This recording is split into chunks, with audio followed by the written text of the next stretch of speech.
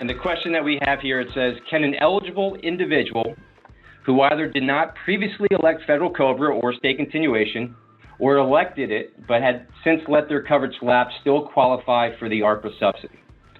So the answer to this question depends on whether or not the employer is identified as an employer subject to federal COBRA, or if they're an employer that is subject to state continuation. The answer will be different. So I'm going to read what we have listed here. Again, this is one of those questions that's probably been at the top of the list of what's caused some confusion under ARPA. So hopefully this is going to bring some clarity to it. So if you're an employer that is subject to federal COBRA, this is what will apply. In addition to those currently on federal COBRA, individuals who either did not previously elect, again, federal COBRA, or elected but had let their coverage lapse, and are still within their original 18-month COBRA eligibility period, those individuals can still qualify for the ARPA subsidy. And we refer to those individuals as the second biters, the second bite at the apple, as you can see. If that individual was involuntarily terminated or had a reduction of hours and is still within that 18-month COBRA eligibility time period, those individuals must be offered an additional window to prospectively elect COBRA coverage effective April 1st, and that COBRA coverage would be fully subsidized for the remaining 18 months that they had COBRA.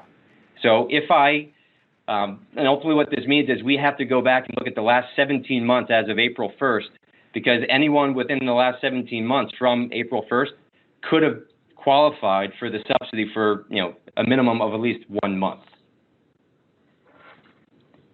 That is where the second biters are applicable to. Under federal COBRA and only under federal COBRA, would someone that previously did not elect or elected but let it lapse, those are the only individuals under federal COBRA who can get a second chance at this. So if you're an employer that is not subject to federal COBRA, you're subject to the state continuation laws in that state. So, and there's another slide we'll get into in terms of what defines whether or not an employer is federal COBRA or not. But if you're an employer that's state continuation, let's say you've got 5 employees, then the ARPA subsidy, as I mentioned, is applicable. State continuation groups will be able to get the subsidy. However, the second bite at the apple does not apply. Okay? It does not apply.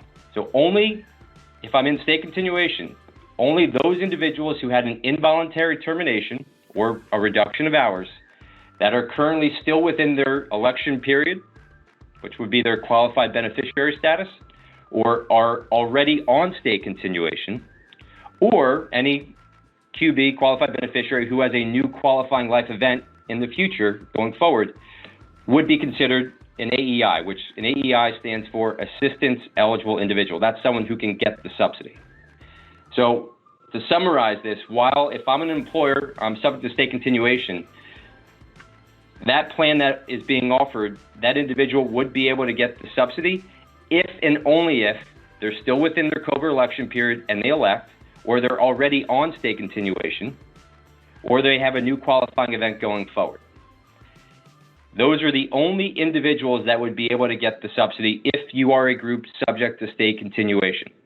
So, saying it differently, if I am a group subject to state continuation and I had my qualifying event last August and I did not elect, I am not going to get a second chance to elect state continuation and get the subsidy as of April 1st. The second bite is not applicable to state continuation groups. It's only applicable to those groups subject to federal COBRA.